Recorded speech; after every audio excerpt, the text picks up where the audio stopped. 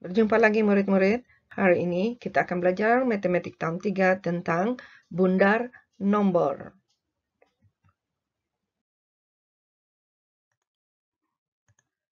Baiklah murid-murid, kita mulakan pelajaran kita dengan contoh yang pertama. Bundarkan 4.723 kepada puluh yang terdekat. Untuk menyelesaikan soalan ini, cikgu gunakan garis nombor terlebih dahulu. Karena melalui garis nombor ini, cikgu harap murid-murid dapat melihat konsep tentang bundar. Baiklah, mari kita mulakan. Kita bina satu garis nombor di mana di antara garisan itu terdapat 11 garisan atau 11 palang. Oleh kerana kita hendak membundarkan kepada puluh terdekat, maka nombor 47 pada rumah ribu dan ratus tadi kita tuliskan seperti ini. Dan nilai tempat puluh dan sah pula kita akan letakkan selepas nombor 47 tadi dengan nombor bermula kiraan 20. Seterusnya 21, 22, 23, 24, 25, 26, 27, 28, 29, dan 30. Apa yang perlu kita lakukan seterusnya? Kita tandakan nilai puluh terdekat pada permulaan dengan pengakhirannya. Kemudian, cikgu lebih suka tandakan nilai tengah bagi nombor yang nilai tengah yang berada di antara kedua-dua tempat puluh terdekat tadi. Baiklah, mari kita cari di manakah kedudukan 4.723. Ianya berada di sini. Nombor itu berada di sini. Jadi kita lihat jarak di antara 4.723 dengan 4.720 dan jaraknya dengan 4.730.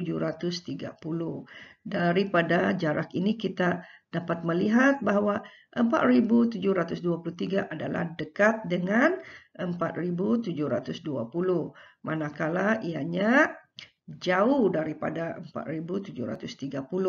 Ini berarti murid-murid nilai 4.723 adalah dekat dengan 4.720. Maka, bagaimana kita hendak menulis jawapannya?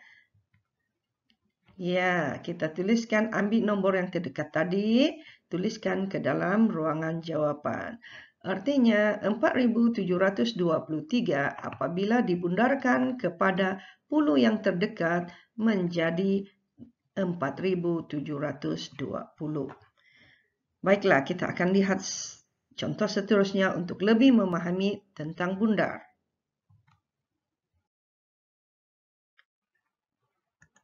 Baiklah murid-murid, kita teruskan dengan contoh yang seterusnya. Bundarkan 4.763 kepada ratus yang terdekat. Kita masih gunakan garis nombor supaya murid-murid lebih faham lagi tentang konsep bundar ini. Baiklah. Oleh kerana kita mencari nilai bundar kepada ratus terdekat, maka kita tandakan rumah ratus dan rumah puluh.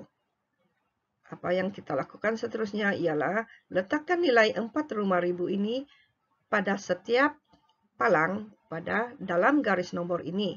Kemudian 76 ini akan kita 763 ini akan kita letakkan selepas ini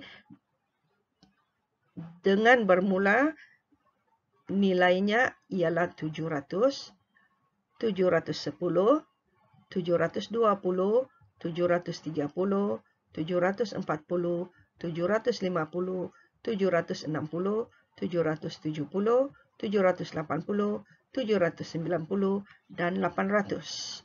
Selepas kita melengkapkan nomor pada garis nombor ini, kita tandakan nomor pertama, yaitu 4.700 dengan nomor yang terakhir 4.800 dan juga nomor yang berada pada pertengahan di antara 4.700 dengan 4.800. Sekarang mari kita cari di manakah kedudukan 4.763. Sudah pasti ianya berada di antara 4.760 dengan 4.770. Dan kita lihat jarak nilai ini dengan 4.700. Dengan 4.800. Jadi di sini jelas kita lihat nilai 4.763 berada jauh daripada 4.700, tetapi ianya dekat dengan 4.800. Maka dengan itu nilai yang akan kita pilih adalah 4.800. Berarti murid-murid 4.763 apabila kita bundarkan kepada ratus terdekat, nilainya menjadi 4.800.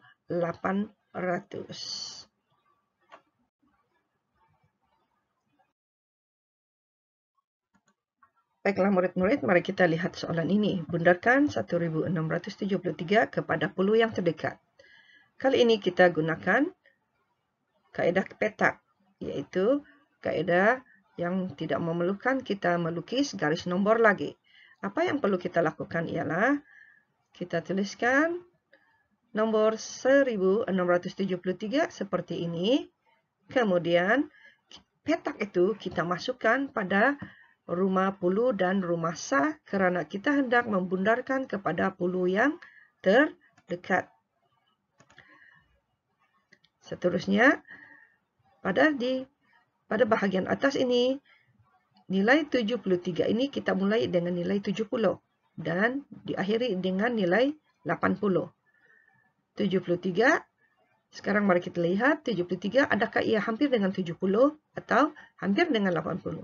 Jika murid-murid hendak kepastian, murid-murid boleh menyenaraikan nombor 70 hingga 80 seperti ini. Kemudian kita letakkan nombor 73 dan kita lihat jarak 73 dengan 70 dan jarak 73 dengan 80. Sudah pasti jarak 73 adalah hampir atau dekat dengan 70, tetapi jauh daripada 80.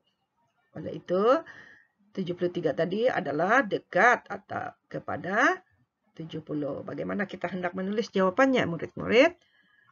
Caranya ialah kita tuliskan dahulu nilai 16 ini dan kita tuliskan nilai yang telah kita bundarkan tadi, yaitu 73 telah kita pilih, ianya dekat dengan nilai 70 dan tuliskan nilai itu pada ruangan jawapan seperti ini.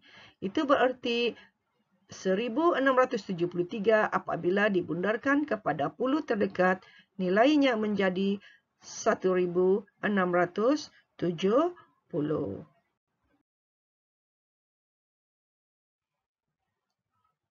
Mari kita lihat contoh yang seterusnya. Menggunakan kaedah petak murid-murid, kita tuliskan nomor itu 1673 seperti ini. Kali ini kita hendak bundar kepada ratus terdekat. Maka petak itu kita letakkan pada rumah ratus dan pada rumah puluh seperti ini. Apa jadi kepada nomor 3 ini? Nomor 3 ini kita terus tukarkan kepada nilai sifar. Dan apa berlaku kepada nilai 67 di sini? Letakkan di bahagian atas nilai 60 dan di bahagian bawah nilai 70. Jika murid-murid tidak pasti 67 itu terletak dekat atau jauh daripada 60 atau 70, seperti tadi, murid-murid boleh senaraikan nomor-nomor itu seperti ini bermula nomor 60 hingga 70.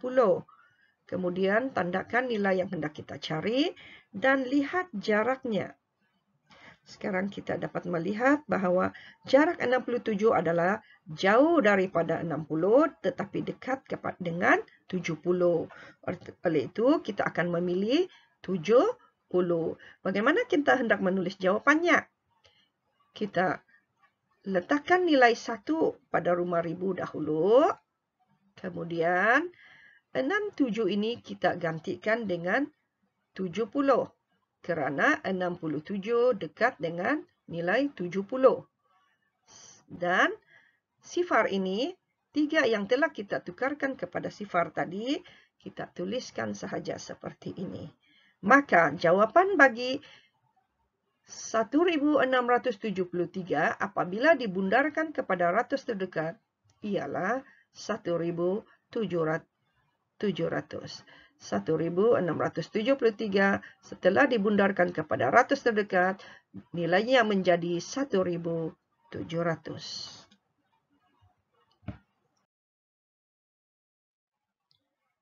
Baiklah, mari kita lihat contoh yang seterusnya. Bundarkan 1673 kepada ribu yang terdekat. Kita masih gunakan kaedah petak. Kita tuliskan 1673 seperti ini, dan petak kali ini kita letakkan pada rumah ribu dan rumah ratus, karena kita hendak bundarkan kepada ribu terdekat. Apa berlaku kepada rumah ratus, kepada rumah puluh dan rumah sa ini? Kita terus tukarkan kedua-dua nombor ini nilainya kepada sifar. Seperti ini. Sekarang tuliskan nilai 10 di atas nomor 16 ini dan nilai 20 di bawah 16 ini. Baiklah murid-murid, sekarang bagaimana kita hendak menulis jawaban? 16 ini adakah dekat dengan 10 atau dekat dengan 20?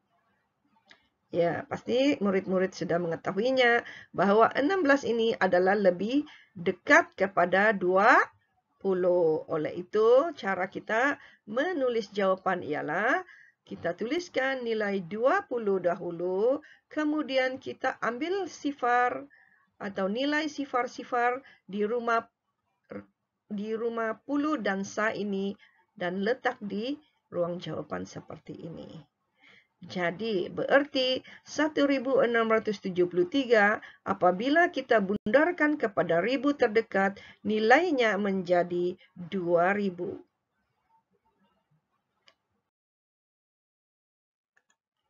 Baiklah, kita lihat satu lagi contoh yang menggunakan kaedah petak ini. Kita selesaikan 2609, kita bundarkan kepada ratus terdekat. Tuliskan nilai 2609 seperti ini. Oleh kerana kita hendak bundar kepada ratus terdekat, petak itu kita letakkan pada rumah ratus dan rumah puluh. Apa yang kita perlu lakukan pada rumah sa? Kita teruskan nilai, kita terus tukarkan nilai 9 ini kepada sifar. Dan apakah nomor yang perlu kita tulis pada nilai di atas 60. Kita bermula dengan 60 dan berakhir dengan 70 seperti ini. Baiklah murid-murid, sekarang 60 ini hampir kepada 60 atau hampir kepada 70. Sudah pasti ianya hampir kepada 60 kerana 60 adalah sama nilai dengan 60. Jadi bagaimana kita hendak menulis jawapan bundar di sini? Ambil nilai 2, kemudian nilai 60 yang telah kita bundarkan tadi, dan tulis semula nilai sifar yang mewakili rumah sa di sini. Jadi, murid-murid, 2609 apabila kita bundarkan kepada ratus terdekat, nilainya menjadi 2600.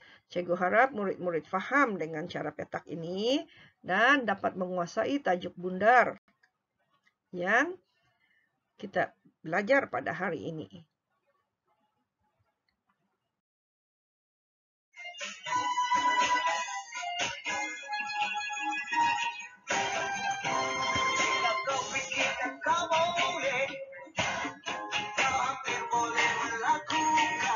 Baiklah murid-murid, sekian pembelajaran kita kali ini.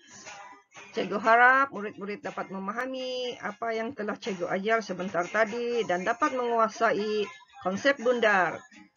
Baiklah, sampai jumpa lagi murid-murid. Selamat belajar.